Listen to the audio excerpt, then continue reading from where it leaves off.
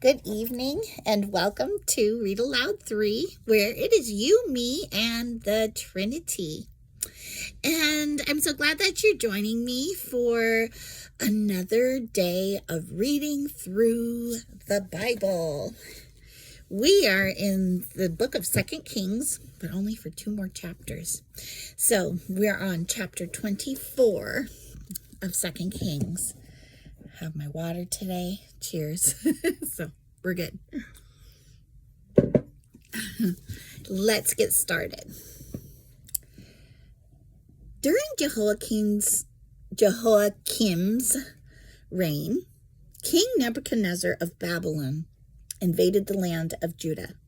Jehoiakim surrendered and paid him tribute for 3 years, but then rebelled. Then the Lord sent bands of Babylonian, Aramean, Moabite, and Ammonite raiders against Judah to destroy it, just as the Lord had promised through his prophets.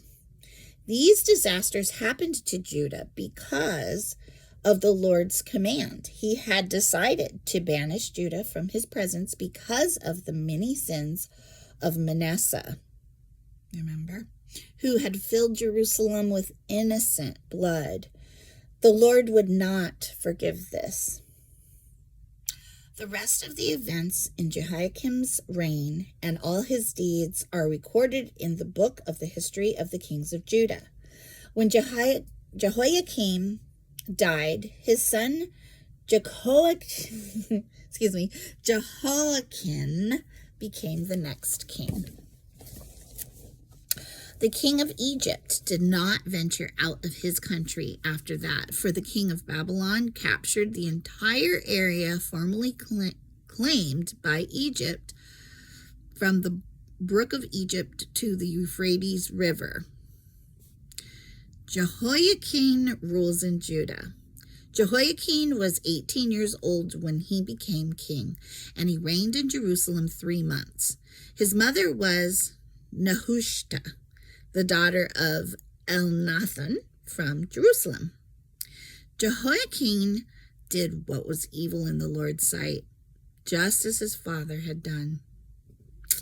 During Jehoiakim's reign, the officers of King Nebuchadnezzar of Babylon, I was going to say, Jehoiakim, there wasn't much to be said about his reign, but we do know that he did, it basically fell to all of these invaders while he was reigning, and that he did what was evil in the Lord's sight. We hear here, if not before. During Jehoiakim's reign, the officers of King Nebuchadnezzar of Babylon came up against Jerusalem and besieged it. Nebuchadnezzar himself arrived at the city during the siege. Then King Jehoiakim, along with the queen mother, his advisors, his commanders, and his officials surrendered to the Babylonians. In the 8th year of Nebuchadnezzar's reign, he took Jehoiakim prisoner. As the Lord had beforehand, Nebuchadnezzar carried away all the treasures from the Lord's temple and the royal palace. He stripped away all the gold objects that King Solomon of Israel had placed in the temple. King Nebuchadnezzar took all of Jerusalem captive, including all the commanders and the best of the soldiers, craftsmen and artisans, 10,000 in all.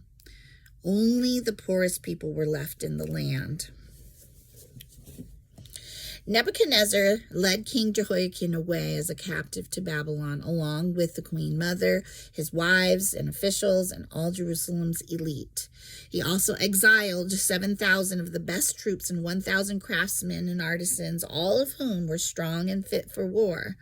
Then the king of Babylon installed Mattaniah, Jehoiakim's uncle, as the next king, and he charged Mattaniah's name to Zedekiah. Zedekiah rules in Judah. Oh, I thought it said charged. I'm sorry. I was like, okay. Changed. He changed his name to Zedekiah. Interesting. And there's a cross-reference to that in 2 Chronicles 36, 9 through 10. So Zedekiah was 21 years old when he became king, and he reigned in Jerusalem 11 years. His mother was Hamutal, the daughter of Jeremiah from Libnah. But Zedekiah did what was evil in the Lord's sight, just as Jehoiakim had done. These things happened because of the Lord's anger against the people of Jerusalem and Judah, until he finally banished them from his presence and sent them into exile. The fall of Jerusalem. Zedekiah rebelled against the king of Babylon. Oh, okay. And that's the last sentence of the chapter. The subtitle, though, right ahead of it, did you catch it, is the fall of Jerusalem. And Zedekiah rebelled against the king of Babylon was the last chapter. Last sentence in that chapter before we get to the last chapter in the book of 2 Kings, which is 25. So I will see you, or you will see me, God willing, tomorrow, the first day of the week. Happy Saturday evening, whatever you are doing, wherever you are. Are they having a Saturday night fish fry, or you're just curling up in bed with an audiobook like I'm about to do and hope to stay awake. But yeah, I'm just listening to a good audiobook, and it was one I wasn't so sure about at first. Now I'm trying to remember what it's called. It's something about oh gosh. Tomorrow I'm going to give the, what do you call when you pass something on? Yeah, the recommendation, okay? All right, so stay tuned. See you tomorrow,